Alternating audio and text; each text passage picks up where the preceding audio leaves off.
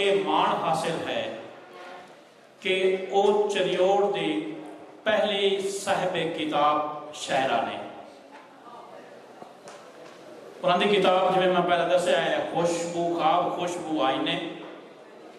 दिल दरिया पाकिस्तान की एक ज़ैली तंजीम नारी खेतर की सीनियर नायब सदर ने ते अपनी तंजीम दिल दरिया पाकिस्तान की नुमाइंदगी कर साडे कोल तशरीफ ले आए ने।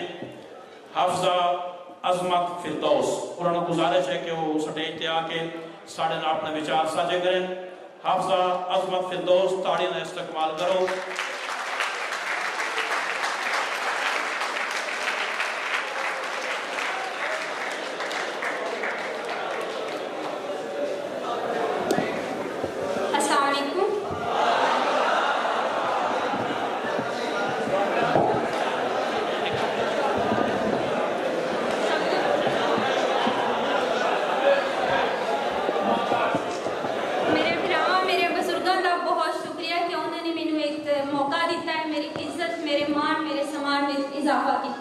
मेरे वास्ते एक बहुत ही इज्जत की बड़ी मान की गल है कि मैनू इत्थे आने का मौका मिले।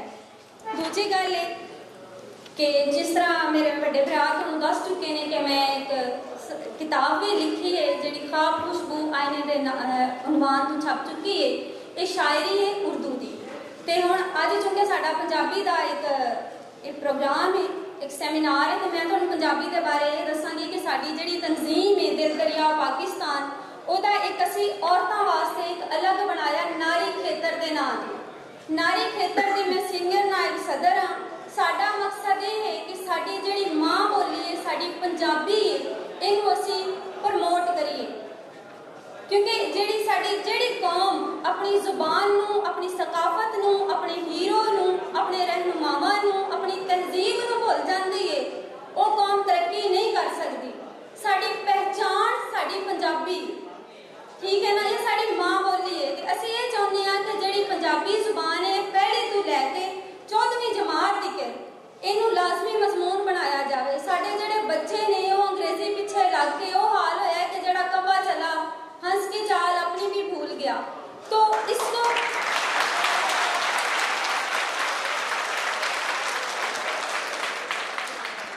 जेड़े साडे निक्के बाल ने, जदों ये निक्की माँ कोलों इन्हां दी पहली दरसगाह, इन्हां दी गोद इन्हां दी माँ हुंदी है, माँ कोलों वो बोलना सीखदे ने, टुरना सीखदे ने, ते माँ साडी पंजाबी है। वो बच्चा कन्फ्यूज होंदा है, घर विच पंजाबी, बाहर निकलदा है ते उर्दू, किते ओनू पंजाब इंग्लिश नाल वास्ता पै जांदा, वो बेचारा ते कन्फ्यूज हो के रह जांदा। हुण मैं जावां किहड़े पासे, मैं करां की? अनिका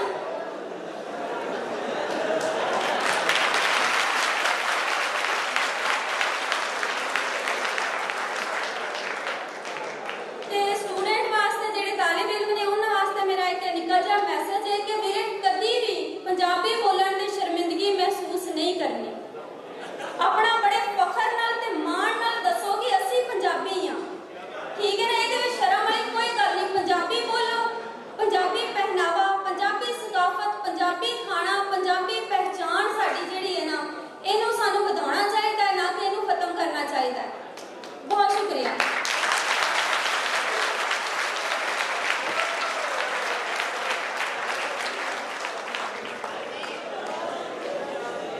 बहुत शुक्रिया पंजाब की टी हाफजा साहबा साढ़े नाल विचार साझे करनी पई। साइड टाइम हो गया है, झोला नहीं आया तो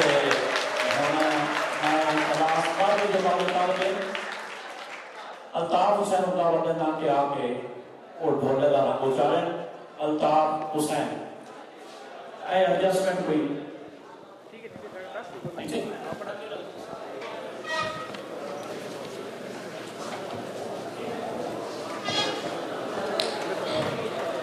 काल बुलंदी नारा दे कीती है गल शोर पुकारे दी, सैरा नु तार से सच्चे रब दा हुंदा, जेड़े ता दसते हैं गल मितारे दी।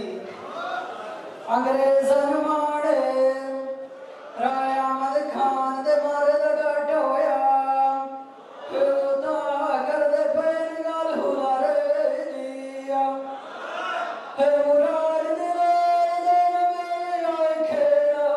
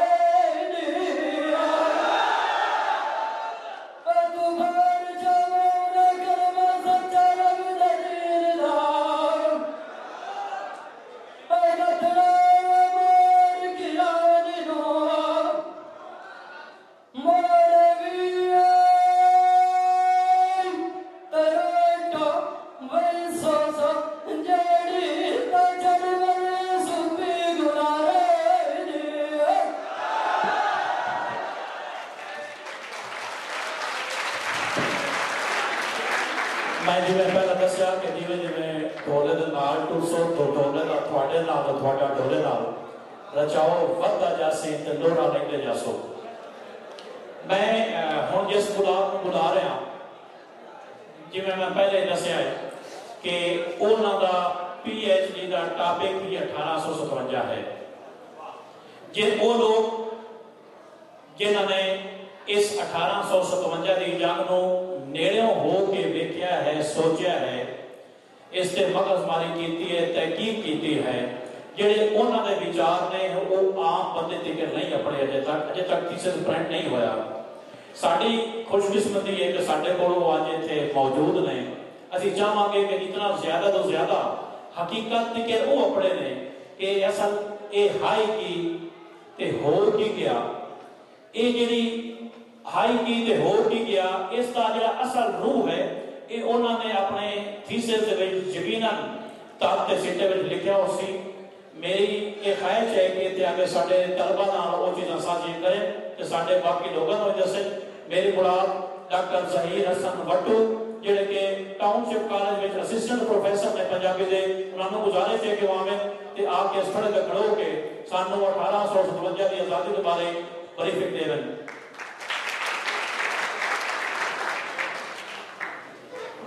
मैं जी गल सोचता पाया सा कि तुहाडे नाल करनी है वो असीं बाद च करने हैं। पहले आमर हुसैनी साहब की गल सुनने तो बाद डॉक्टर फैसल जब्बा साहब ने एक दा सवाल जिहड़ा पॉइंट आउट किया है ना कि सिलेबस के अंदर साडे हीरोज जिहड़े ने उन्होंने गद्दार क्यों आख्या जाता है, या साडी आम बसों के अंदर, या महाराजा जब्बा साहब की गल सी। मैं थोड़ा जिहा तुहाडा टाइम को 5 मिनट ज़्यादा लेंदे हुए गल करना कि इस जंग दे विच ना एक वड्डा नखेड़ सी पंजाब दा और दूजे हिंदुस्तान का। कोई जगह प्रेसी तुहानूं सारिਆਂ ਨੂੰ पता है, सारिਆਂ ਨੂੰ पहले हो गई जी पहली वड्डी जंग सी ईस्ट इंडिया कंपनी के नाल ने। उन्हें 1849 ਦੇ ਵਿੱਚ ਆ ਕੇ पंजाब के उत्ते कब्जा होया। ये कोई 100 साल लगभग 100 साल जिहड़ा है ना इहदे ईस्ट इंडिया कंपनी ने 3 नस्लों आदियां गुलामां दियां तैयार कर चुके सन, जिहड़े कि अवध का इलाका सी, बंगाल का इलाका सी। और 1849 ਦੇ ਵਿੱਚ अंग्रेजों की फौज बहुत घट सी, जिहड़े चोखे जी सन वो साडे लोग गंगा जमुना की वादी वाले सन, जिन्हें पंजाब के उत्ते हमला किया और पंजाब के उत्ते कब्जा करवाया अंग्रेजों का। तो मुसलमान भी आए, मुसलमानों के बगैर दूजे मजहबों के भी आए। अच्छा सवाल इत्थे पैदा होता है कि जिहड़े 3 नस्लों के गुलाम बन चुके सन वो व्यापार तो हुकूमत वाले पास जाने हुए ईस्ट इंडिया कंपनी के राह दे विच गुलामी आई। पर साडे कोल ना जंग बिल्कुल वखरी सी। साडे कोल इस सीधा सामना हमला करके आए सन। महाराजा रणजीत सिंह कोई 1800-1801 ਦੇ ਵਿੱਚ महाराजा बनता है तो ईस्ट इंडिया कंपनी सतलुज के दूजे पासे आके बह जाती है। उस वेले एक इंटरनेशनल जिहड़ा सिनेरियो चलता पिया सी कि नेपोलियन ते ज़ार अलेक्जेंडर जिहड़ा रशिया का उस वक्त बादशाह सी, इन्हां दा आपस में मुआहदा होया और जंग वधदी डर सी इन्हां नूं कि किधरे हिंदुस्तान वाले ना वधे।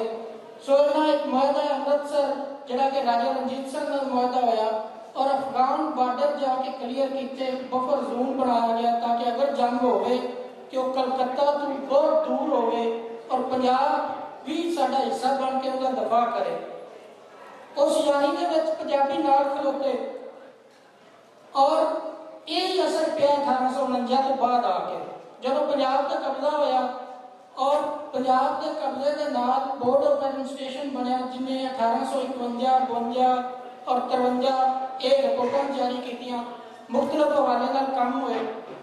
मैं राय साहब ने एक गल की सी कि धरती जाए किहड़े होंदे ने या वो लोग जिहड़े धुप नूं छां करदे ने वो किहड़े होंदे ने, ते इन्दा जवाब ना डोले दे कड़े दे विच ही है कि रन्ना भोए ते गोड़ियां वंड किसे ना दित्तियां हुंदियां बुत दे विच सह सलामी। वो लोग होंदे ने जिन्हां रन्ना भोए ते गोड़ियां वंड ना दित्तियां होवन। धरती जाए भी उही होंदे ने और धुप्पां नूं छां करन वाले भी उही होंदे ने। और जिवें उन्हां दी नज़म दे विच भी सी ਕਿ ਅਸਲ ਦੇ ਵਿੱਚ ਉਹ ਹੀ ਲੋਕ ਨੇ ਜਿਨ੍ਹਾਂ ਦੇ ਹੱਥ ਵੇਲਾ ਹੁੰਦਾ ਹੈ। ਹੁਣ ਉਹ ਜਿਹੜੇ 7 ਸਾਲ ਮੈਂ ਗੱਲ ਕਰਦਾ ਪਿਆ ਸੀ 49 ਤੋਂ 57 ਤਾਈਂ ਦੇ 7 ਸਾਲਾਂ ਦੀ, ਇਹ 7 ਸਾਲਾਂ ਦੇ ਵਿੱਚ ਈਸਟ ਇੰਡੀਆ ਕੰਪਨੀ ਨੇ ਜਿਹੜਾ ਕੰਮ ਪੰਜਾਬ 'ਚ ਕੀਤਾ ਸੀ ਨਾ, ਵੱਡੇ 3 ਰਸਤੇ ਸਨ ਉਹਨਾਂ ਕੋਲ। ਇੱਕ ਤਾਂ ਉਹਨਾਂ ਸੜਕਾਂ ਵਿਛਾਈਆਂ, ਸੜਕਾਂ ਸਿਰਫ ਇਸੇ ਲਈ ਕਿ ਸਾਡੇ ਜਿਨਸ ਨੂੰ ਇਕੱਠਾ ਕਰਕੇ ਬੰਦਰਗਾਹਾਂ ਦੇ ਕਿਵੇਂ ਉਡਾਉਣਾ ਹੈ। ਦੂਸਰਾ ਉਹਨਾਂ ਟੈਕਸ ਇਕੱਠਾ ਕਰਨ ਦੇ ਲਈ ਮਹਿਕਮੇ ਬਣਾਏ ਜਿਨ੍ਹਾਂ ਨੂੰ ਅਸੀਂ ਹੁਣ ਨਵਾਂ ਰੂਪ ਹੁੰਦਾ ਬਿਊਰੋਕ੍ਰੇਸੀ ਦਾ ਪਾਕਿਸਤਾਨ ਦੇ ਅੰਦਰ ਵੇਖ ਰਹੇ ਹਾਂ। ਔਰ ਤੀਜਾ ਆਪਣੇ ਬਾਰਡਰਾਂ ਦੀ ਹਿਫਾਜ਼ਤ ਕਰਨ ਲਈ ਔਰ ਜਿਹੜੇ ਲੋਕ ਟੈਕਸ ਨਾ ਦੇ ਸਕਦੇ ਆਏ ਉਹਨਾਂ ਨੂੰ ਜੇਲ੍ਹਾਂ 'ਚ ਸੱਟਣ ਦੇ ਲਈ ਆਪਣੀ ਇੱਕ ਸੋਚ ਬਣਾਈ ਜਿਹੜੀ ਉਹ ਕੋਰਸ ਅੱਗੇ ਚੱਲ ਕੇ ਸਾਡੇ ਸਾਹਮਣੇ ਆਉਂਦੀ ਹੈ। ਹੁਣ ਮੈਂ ਜਿਹੜਾ ਕੜਾ ਪੜਿਆ ਨਾ ਕਿ ਰੰਨਾਂ ਭੋਏ ਤੇ ਗੋਲੀਆਂ ਵੰਡ ਕਿਸੇ ਨਾ ਦਿੱਤੀਆਂ, ਬਾਹਰ ਦੀ ਲੜਾਈ ਅਸਲ ਮੇਰੇ ਹਿਸਾਬ ਦੇ ਵਿੱਚ ਇਹ ਰੂਹ ਹੈ ਇਹ ਕੜਾ ਡੋਲੇ ਦਾ ਉਸ ਲੜਾਈ ਦੀ। 3 ਸ਼ਾਮਾਂ ਨੇ ਇਹਦੇ ਵਿੱਚ ਭੋਏ, ਰੰਨਾਂ ਤੇ ਗੋਲੀਆਂ। ਮੈਂ ਨਾ ਤਿੰਨਾਂ ਤੇ ਗੱਲ ਕਰਨਾ ਕਿਉਂਕਿ ਟਾਈਮ ਵੀ ਬਾਬਾ ਹੋਇਆ ਖੜਾ। ਸਭ ਤੋਂ ਪਹਿਲੇ ਭੋਏ 49 ਤੋਂ 57 ਦੇ ਵਿੱਚ ਜਿਹੜੇ ਇਹਨਾਂ ਨੇ ਕੰਮ ਕੀਤੇ ਨੇ ਉਹਨਾਂ ਦੇ ਵਿੱਚ ਭੋਏ ਤੇ ਸਿਰਫ ਕੋਈ ਫਿਜ਼ੀਕਲੀ ਕਬਜ਼ਾ ਨਹੀਂ ਹੈਗਾ ਸੀ, ਬਲਕਿ ਉਹਦੀ ਰੂਹ ਨੂੰ ਉਸ ਭੋਏ ਦੇ ਅਸਰ ਨੂੰ ਬੰਦਿਆਂ ਨੂੰ ਉਹਦੇ ਨਾਲ ਤੋੜਨ ਦਾ ਇੱਕ ਵੱਡਾ ਰੱਖ ਸੀ। ਟੈਕਸ ਦੇ ਹਵਾਲੇ ਨਾਲ ਗੱਲ ਕਰੀਏ ਤੇ ਜਿਹੜੀ ਇਹਨਾਂ ਲੈਂਡ ਸੈਟਲਮੈਂਟ ਕੀਤੀ ਹੈ ਮੁਲਤਾਨ ਔਰ ਸਾਡੇ ਬਾਹਰ ਦੇ ਇਲਾਕਿਆਂ ਦੇ ਅੰਦਰ, ਤੁਸੀਂ ਉਹਨਾਂ ਨੂੰ ਇੱਕ ਨਿਗਾਹ ਵੇਖੋ ਨਾ ਤੇ 51 ਦੇ ਅੰਦਰ ਇਹਨਾਂ ਪਿਛਲੀ 3 ਸਾਲ ਦੀ ਜਿਹੜੀ ਆਮਦਨ ਸੀ ਭੋਏ ਦੀ ਉਹਨੂੰ ਸਾਹਮਣੇ ਰੱਖਦੇ ਹੋਏ ਨਾ ਟੈਕਸ ਇੱਕ ਲਾ ਦਿੱਤਾ ਔਰ ਉਹ ਟੈਕਸ ਨਕਦ ਦੀ ਸੂਰਤ ਵਿੱਚ ਸੀ। ਸਾਡੇ ਜਿਹੜੇ ਇੱਥੋਂ ਦੇ ਪੁਰਾਣਾ ਟੈਕਸ ਇਕੱਠਾ ਕਰਨ ਵਾਲਾ ਤਰੀਕਾ ਸੀ ਰਣਜੀਤ ਸਿੰਘ ਦੇ ਵੇਲੇ ਦਾ ਜਾਂ ਮੁਗਲਾਂ ਦੇ ਵੇਲੇ ਦਾ, ਦੀਵਾਨ ਸਾਵੰਤਮਲ ਜਿਵੇਂ ਕਰਦਾ ਸੀ, ਉਹ ਬਹੁਤ ਘੱਟ ਆਇਆ। ਕੁਝ ਨਗਦ ਫਸਲਾਂ ਦੇ ਉੱਤੇ ਨਗਦ, ਵਰਨਾ ਇੰਨੇ ਨਹੀਂ ਹੁੰਦਾ ਸੀ। ਉਹ ਖੜੀ ਫਸਲ ਦਾ ਹਿੱਸਾ ਮਿੱਥ ਲਿਆ ਜਾਂਦਾ ਸੀ ਕਿ ਇੰਨੇ ਹਿੱਸੇ ਸਰਕਾਰ ਦੇ ਔਰ ਬਾਕੀ ਜਿਹੜਾ ਉਹ ਮਾਲਕ ਦਾ ਹੋਵੇਗਾ। ਹੁਣ ਖੜੀ ਫਸਲ ਦੇ ਬਹੁਤ ਸਾਰੇ ਫਾਇਦੇ ਨੁਕਸਾਨ ਹੋ ਸਕਦੇ ਸਨ ਕਿ ਕਿਧਰੇ ਸਲਾਬ ਆਉਂਦਾ, ਕੋਈ ਕੁਦਰਤੀ ਆਫਤ ਪੈਂਦੀ ਤੇ ਮੁੜ ਨੁਕਸਾਨ ਇੱਕੋ ਜਿਹਾ ਹੁੰਦਾ ਸੀ, ਸਰਕਾਰ ਦਾ ਵੀ ਤੇ ਕਿਸਾਨ ਦਾ ਵੀ। ਹੁਣ ਨਗਦ ਵਾਲੇ ਸਿਲਸਿਲੇ ਵਿੱਚ ਪਹਿਲੀ ਗੱਲ ਤਾਂ ਇਹ ਕਿ ਅੱਜ ਫਸਲ ਨੂੰ ਇਕੱਠਾ ਕਰਨਾ, ਉਹਨੂੰ ਵੇਚਣਾ ਔਰ ਉਹਦੇ ਚ ਨਗਦ ਪੈਸੇ ਕੱਢ ਕੇ ਉਹਦਾ ਹਿੱਸਾ ਸਰਕਾਰ ਨੂੰ ਦੇਣਾ, ਇਹ ਸਾਡੇ ਬੰਦਿਆਂ ਲਈ ਔਖਾ ਕੰਮ ਸੀ ਜਿਨ੍ਹਾਂ ਕੋਲ ਉਹਨਾਂ ਦੀ ਬੋਲੀ ਵੀ ਖੋਹ ਲਈ ਗਈ ਔਰ ਬੋਲੀ ਵੀ ਨਵੀਂ ਲਾ ਦਿੱਤੀ ਗਈ। ਦੂਜੀ ਗੱਲ ਇੱਥੇ ਸਜ਼ਾਵਾਂ ਦੇ ਤੌਰ ਤੇ ਸੀ। ਅੰਗਰੇਜ਼ ਪਿੱਛੇ 100 ਸਾਲ ਗੁਜ਼ਾਰ ਕੇ ਆਇਆ ਸੀ, ਸੋ ਉਹਦੇ ਸਾਹਮਣੇ ਸਾਰੇ ਨਤੀਜੇ ਉਹ ਸਨ ਜਿਹੜੇ 100 ਸਾਲ ਉਹਨੇ ਗੰਗਾ ਜਮਨਾ UPCP ਦੇ ਵਿੱਚ ਇਕੱਠੇ ਕੀਤੇ ਆਏ। ਸਾਡੇ ਪੰਜਾਬ ਦੇ ਅੰਦਰ ਠੱਗੀ ਦਾ ਲੈਵਲ ਉਹ ਨਹੀਂ ਹੈਗਾ ਸੀ ਜਿਹੜਾ ਬਨਾਰਸ ਦੇ ਠੱਗ ਅੱਜ ਵੀ ਸਾਡੇ ਅਖਾਣਾਂ 'ਚ ਮੌਜੂਦ ਨੇ ਨਾ। ਸੋ ਇਹਨਾਂ ਠੱਗੀ ਦੇ ਹਵਾਲੇ ਨਾਲ ਇੱਥੇ ਮਤਲਬ ਇੱਕ ਜਿਹੜਾ ਇੱਕ ਆਇਨ ਬਣਾਇਆ ਲੋਕਾਂ ਨੂੰ ਜੇਲ੍ਹਾਂ 'ਚ ਸੱਟਣ ਲਈ ਔਰ ਉਹ ਰੋਕਣ ਲਈ, ਰੋਕਥਾਮ ਜੁਰਮਾਂ ਦੀ ਕਰਨ ਲਈ। ਡਕੈਤੀ ਦੇ ਹਵਾਲੇ ਦੇ ਨਾਲ ਸਜ਼ਾਏ ਮੌਤ ਰੱਖੀ। ਹੁਣ ਬਰਤਾਨੀਆ ਦੇ ਅੰਦਰ ਵੀ ਡਕੈਤੀ 'ਚ ਸਜ਼ਾਏ ਮੌਤ ਨਹੀਂ ਹੈਗੀ ਸੀ, ਜਿੰਨੀ ਦੇਰ ਇਹਨਾਂ ਨੂੰ ਫੱਟ ਨਹੀਂ ਲੱਗਦਾ ਸੀ ਨਾ ਤੇ ਫਿਰ ਵੀ ਕੋਈ ਵੱਡੀ ਸਜ਼ਾ ਐਸੀ ਨਹੀਂ ਹੁੰਦੀ ਸੀ ਜਿਹੜੀ ਕਿ ਉਹਨਾਂ ਬਰਤਾਨੀਆ ਦੇ ਕਾਨੂੰਨ ਛੱਡ ਕੇ ਕਲੋਨੀ ਦੇ ਅੰਦਰ ਐਡਾ ਸਖਤ ਕਾਨੂੰਨ ਰੱਖਿਆ। ਇਹ ਅੰਗਰੇਜ਼ ਦੀ ਨਾਸਮਝੀ ਸੀ ਸਾਡੀ ਵਸੋਂ ਤੋਂ ਕਿ ਸਾਡਾ ਧਾੜਾ ਤੇ ਮਾਝੇ ਦੀ ਡਕੈਤੀ ਦੇ ਵਿੱਚ ਬਹੁਤ ਸਾਰਾ ਫਰਕ ਸੀ। ਸੋ ਇਹਨਾਂ ਸਾਡੇ ਲੋਕਲ ਬੰਦਿਆਂ ਨੂੰ ਵੀ ਉਸ ਡਕੈਤੀ 'ਚ ਫੜ ਕੇ ਫਾਇਲ ਲਾਉਣਾ ਸ਼ੁਰੂ ਕਰ ਦਿੱਤਾ। ਇਹਨੇ ਹੀ ਦੂਜੇ ਬਹੁਤ ਸਾਰੇ ਹਜ਼ਾਰ ਐਸੇ ਰੱਖ ਸਨ ਜਿਨ੍ਹਾਂ ਦੇ ਨਾਲ ਸਾਡੀ ਆਬਰੂ ਰੁਲੀ, ਜਿਨ੍ਹਾਂ ਦੇ ਨਾਲ ਲੋਕਾਂ ਨੂੰ ਇਹ ਅਹਿਸਾਸ ਹੋਇਆ ਕਿ ਇਹ ਜਿਹੜੇ ਹੁਕਮਰਾਨ ਨਵੇਂ ਨੇ ਇਹ ਸਾਡੇ ਵਿੱਚੋਂ ਨਹੀਂ ਹੈਗੇ। ਹਾਲਾਂਕਿ ਮੁਗਲ ਵੀ ਕੋਈ ਪੰਜਾਬੀ ਨਹੀਂ ਹੈਗੇ ਸਨ, ਹਿੰਦੁਸਤਾਨੀ ਨਹੀਂ ਹੈਗੇ ਸਨ, ਲੇਕਿਨ ਉਹਨਾਂ ਦੇ ਔਰ ਅੰਗਰੇਜ਼ਾਂ ਦਾ ਇੱਕ ਫਰਕ ਵੱਡਾ ਸੀ ਜਿਹੜਾ 7 ਸਾਲਾਂ ਦੇ ਵਿੱਚ ਇਹਨਾਂ ਨਿਕਲ ਕੇ ਸਾਡੇ ਸਾਹਮਣੇ ਆ ਗਿਆ। ਭੋਏ ਵਾਲੀ ਜਿਹੜੀ ਅਸੀਂ ਗੱਲ ਕੀਤੀ ਉਹ ਕਲੀਅਰ ਹੋਈ। ਦੂਜਾ ਹੈ ਕਿ ਗੋਲੀਆਂ ਤੇ ਰੰਨਾਂ। ਅੱਛਾ, ਸਾਡੇ ਬਹੁਤ ਸਾਰੇ ਜਿਹੜੇ ਨਕਾਦ ਨੇ ਨਾ ਜਿਨ੍ਹਾਂ 1857 ਤੇ ਲਿਖਿਆ, ਉਹਨਾਂ ਕੁਝ ਭੁਲੇਖੇ ਪਾਏ ਸਨ ਕਿ ਇਹ ਜੰਗ ਜਿਹੜੀ ਹੈ ਇਹ ਸਿਰਫ ਰਾਜਾ ਖਾਨ ਖੈਰ ਦੀ ਗੋਲੀ ਫੜਨ ਤੋਂ ਹੋਈ ਸੀ। ਇਹ ਐਸਾ ਭੁਲੇਖਾ ਹੈ ਜਿੰਦੀ ਵਜ੍ਹਾ ਤੋਂ ਸਾਡੇ ਆਪਣੇ ਬੰਦੇ ਵੀ ਜਿਹੜੇ ਪੰਜਾਬੀ 'ਚ ਕੰਮ ਕਰਦੇ ਰਹੇ, ਜਿਨ੍ਹਾਂ 1857 ਦੇ ਵਿੱਚ ਸਾਡੇ ਸੂਰਮਿਆਂ ਨੂੰ ਉਗੇੜਿਆ, ਸਾਹਮਣੇ ਲਿਆਂਦਾ, ਨਿਸ਼ਾਵਰ ਕੀਤਾ, ਉਹਨਾਂ ਨੂੰ ਵੀ ਭੁਲੇਖਾ ਪਿਆ ਕਿ ਇਹ ਲੜਾਈ ਕੋਈ ਨੈਸ਼ਨਲਿਜ਼ਮ ਨਹੀਂ ਸੀ, ਇਹ ਬਹਾਦਰ ਸ਼ਾਹ ਜ਼ਫਰ ਨਾਲ ਨਹੀਂ ਜੁੜੀ ਹੋਈ ਸੀ, ਬਲਕਿ ਸਿਰਫ ਇੱਕ ਮੁਕਾਮੀ ਇੱਕ ਸਰਦਾਰ ਹੈ ਜਿੰਦੀ ਗੋਲੀ ਪੜੀ ਗਈ ਔਰ ਉਸ ਗੋਲੀ ਤੋਂ ਲੜ ਪਿਆ। ਮੈਂ ਤੁਹਾਡੇ ਅੱਗੇ ਨਾ ਇੱਕ ਗੱਲ ਰੱਖਣਾ ਕਿ ਸਾਡੇ ਕੋਲ ਨਾ ਕਬੀਲਿਆਂ ਦੇ ਅੰਦਰ ਜਿੱਥੇ ਬਹੁਤ ਨੇੜ ਹੋਵੇ ਨਾ, ਸਭ ਤੋਂ ਉੱਚੀ ਉਸ ਨੇੜਤਾ ਨੂੰ ਇਕੱਠਾ ਕਰਨ ਲਈ ਹੁੰਦਾ ਸਾਥ ਕੀਤਾ ਜਾਂਦਾ। जिथे साग ना हो सकता होवे ना उत्थे गोलियां वटाइयां जांदियां ने। साडे कोल कई थावां ते आंदा है कि पतियाणियां दीयां गोलियां खरलां दे नाल कट्टियां सन, वैणीवालां दीयां वटवां दे नाल कट्टियां सन। और कई जगह ते ऐसे नमूने मिलते हैं कि जिथे जिहड़े कबीले बराबर दे ने और उन्हां दा जिहड़ा एक सजनाऊपना चलिया आंदा उत्थे गोलियां साझियां करदे सन। अच्छा, जिथे गोलियां भी साझियां नहीं होंदियां सन उत्थे तीजी गल सी कि पग वटाई जाती सी। हुण इस रिश्ते नूं कोई बरतानिया चों आने वाला बंदा या उन्होंने जिहड़े पिछलक सन उन्होंने नाल आके एक दिल्ली के आसे पासे के लोग उन्होंने नाल एक क्लर्क की सूरत च आए ने, वो आके इस गल नूं समझ नहीं सकते सन। अच्छा, हुण इस मिसरे दे विच तीन गल्लां जिहड़ियां असीं कीतियां ने, घोड़ियां दे हवाले नाल भी होई, जमीन के हवाले नाल भी होई, तीजी सी कि रन्ना। साडा डॉक्टर सईद बुड्ढा साहब ने अपनी नादर कहानी दे विच फोकलोर के हवाले नाल बहुत सोहणियां कहानियां ने, तुसीं उन्हां च पढ़िया होना यकीनन कि जिथे जिसले नस्सू आया, उन्हें एक टोला भी एक बच्चे ने पढ़िया सी कि नस्सू आने दीयां गावां सीगा होवन दे उत्ते राजा रणजीत सिंह ने उन्हां नूं फड़ के जेल च डक दिता। हुण एक मजहब की गल है, लेकिन दूजे मने राजा अहमद खान खरल जाके उन्होंने पुछण के बगैर घरों मोहरा लिया के दे के राजा रणजीत सिंह नूं सारियां डकां आजाद करा लैंदा।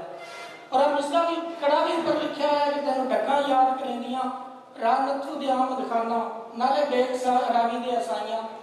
एक मने वो वैल्यू सन पंजाब के अंदर, दूजे मने आज ये सूरत हाल हो गई सी कि जोइयां के कोल लखू बेली का बिल्कुल सतलुज के उत्ते एक जोइयां का पिंड है जिथे उन्होंने कोई मामला ना दिपया ते इन्हां जाके उन्हां दीयां सवानियां फड़ के आ ते गुगेरे जेल च डक दित्तियां। इस गल नूं तो 150 साल हो गया ना, किसी बार वासी नूं अज भी कोई चित्तू का चित्तू होवेगा ना, कोई ढेर भी चित्तू होवेगा ते जिंदी सवानी पुलिस नप ते लै जांदी हो जां ते पेश हो जांदा है ते 150 साल पिछां ते हाले रत दा रंग कोई चिट्टा नहीं होया सी, बहुत रत्ता सी और आज असल रंग च सी। हुण जोइया आके पेश हो गए, जेल भरी गई। राजा अहमद खान नूं वो इतमाद जो हुंदा जिहड़ा कि एक नस्लां तो चलिया आंदा हुंदा सी कि हुकूमत किसी बड़े बंदे की किसी पग वाले की लज रखती होंगी है ना, तो राजा अहमद जाके उस मतलब लाड़ नूं मिलता, उन्होंने उस गवर्नर नूं मिलता और अपनी डकां छुड़ा लैंदा। उन्हें कोल कोई राह नहीं सी, उन्हें जाके भी चावा दैता और एक नस्वाना 2-3 बंदे सन जिन्हां नाल सलाह की और उन्होंने जेल वड़ के अपने बंदे बाहर कड्ढे। इस तो पहले मतलब ये लड़ाई बकायदा सरसा तो खबर पढ़न के नाल शुरू हुई। जिसले राजा अहमद खान के मगर बरकली फौज लैके जाता है, उसले भी राजा अहमद खान खरल दी अगू ये बोल ने कि असी बहादुर शाह जफर की हुकूमत मनने, असी किसी अंग्रेज की हुकूमत इस धरती के उत्ते नहीं मनते।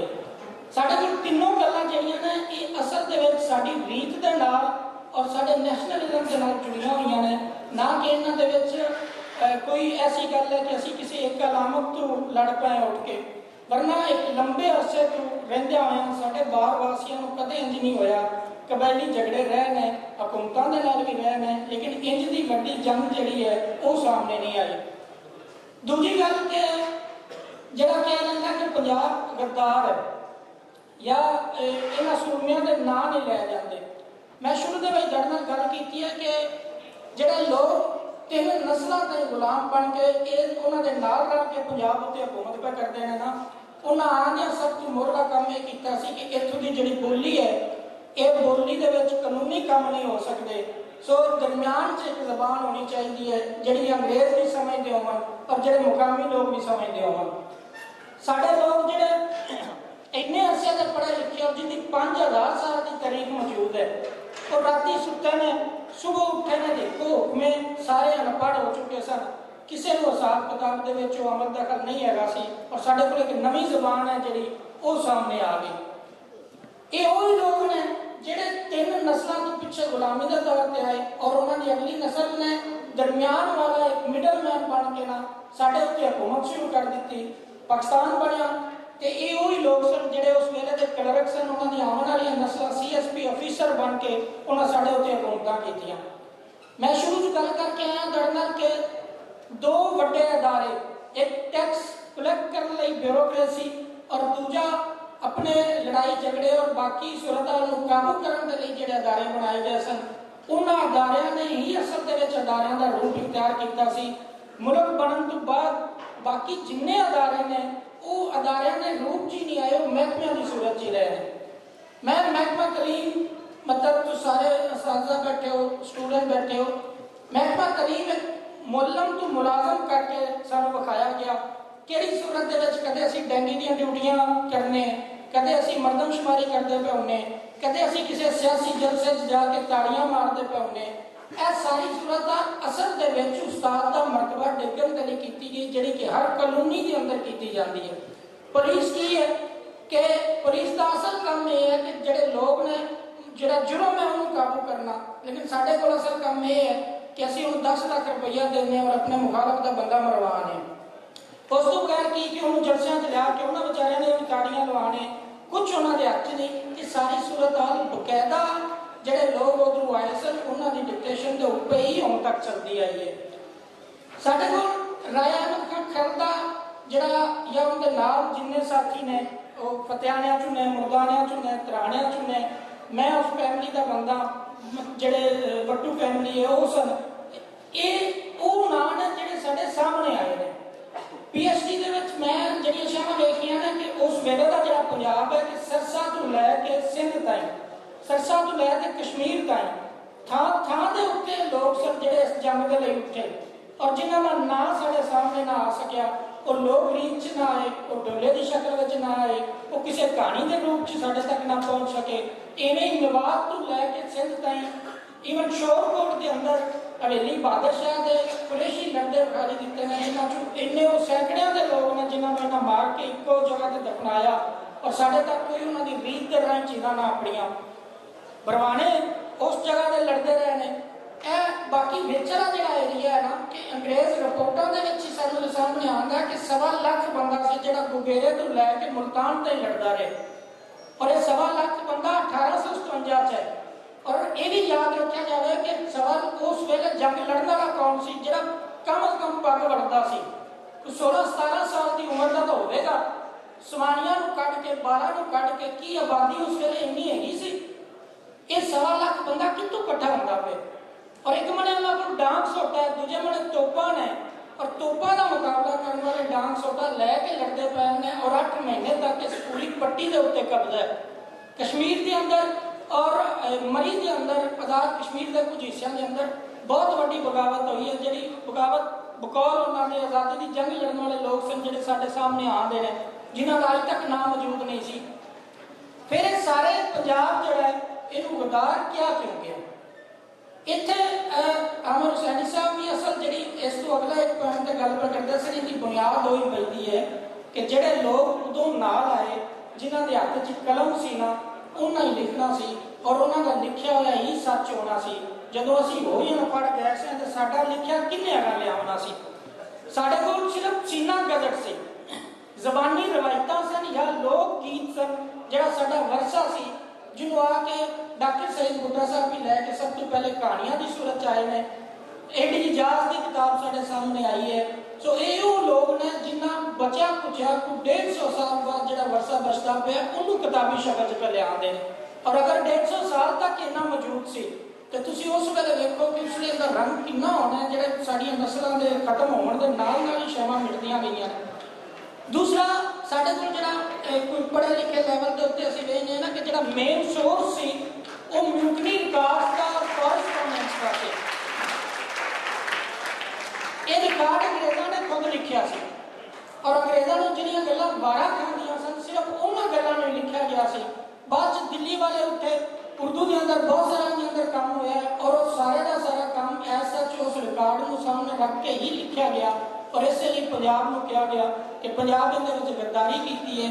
मैं जिहड़ियां शावां सामने लैके आया जिन्नी लड़ाई पंजाब वालों हुई है शायद ही इंडिया के किसी सूबे वालों हुई हो क्योंकि ये आवाम लड़ती रही है। इन्होंने ना तख्त की बुक सी ना पैसे की बुक सी। उत्थे तो राजवाड़े सन जिन्हों के राजा खुस्से सन और जिन्होंने 7 साल पहले तक जिन्होंने लोगों ने आके गुलाम बनाया सी ये लोग 7 साल बाद ही उन्होंने लोगों के हक लई भी कर उठ करे ने तो यकीनन एक मिट्टी का भार है। और आखिरी महाराज सर जब्बा साहब भी पहले गल करते पे सन कि यह जो डॉक्टर फैसल साहब और तुसी सारे दोस्तों ने किया है ना ये कोई साल ਇੱਕ ਵਾਰੀ ਇੱਥੇ ਇਕੱਠਾ ਹੋ ਕੇ ਗੱਲ ਕਰਨ ਦੇ ਨਾਲ ਨਹੀਂ, ਇਹਦਾ ਮਤਲਬ, ਇਹਦਾ ਮਕਸਦ ਕੁਝ ਹੋਰ ਹੈ। ਉਹਨਾਂ ਨੂੰ ਅਸੀਂ ਯਾਦ ਕਰਾਂਗੇ ਜਿਨ੍ਹਾਂ ਦਾ ਲਹੂ ਇਸ ਮਿੱਟੀ ਦੇ ਵਿੱਚ ਆ। ਜੇ ਉਹਨਾਂ ਨੇ ਮਿੱਟੀ 'ਚ ਵਿਟਿਆ ਤੇ ਉਸ ਮਿੱਟੀ 'ਚ ਉਗਰੇ ਹੋਏ ਅਸੀਂ ਬੂਟੇ ਹਾਂ। ਜੇ ਉਹ ਲਹੂ ਜਿਹੜਾ ਉਹ ਸਾਡੀਆਂ ਰਗਾਂ 'ਚ ਨਜ਼ਰ ਨਹੀਂ ਆਉਣਾ ਨਾ, ਤੇ ਫਿਰ ਭਾਵੇਂ ਉਹਨਾਂ ਨਸਲਾਂ 'ਚ ਰਹਿੰਦੇ ਹੋਏ ਅਸੀਂ ਹਲਾਲ ਦੇ ਵੀ ਹੋਈਏ, ਸਾਨੂੰ ਕਿਸੇ ਕਹਿਣਾ ਨਹੀਂ। ਬਹੁਤ ਸ਼ੁਕਰੀਆ।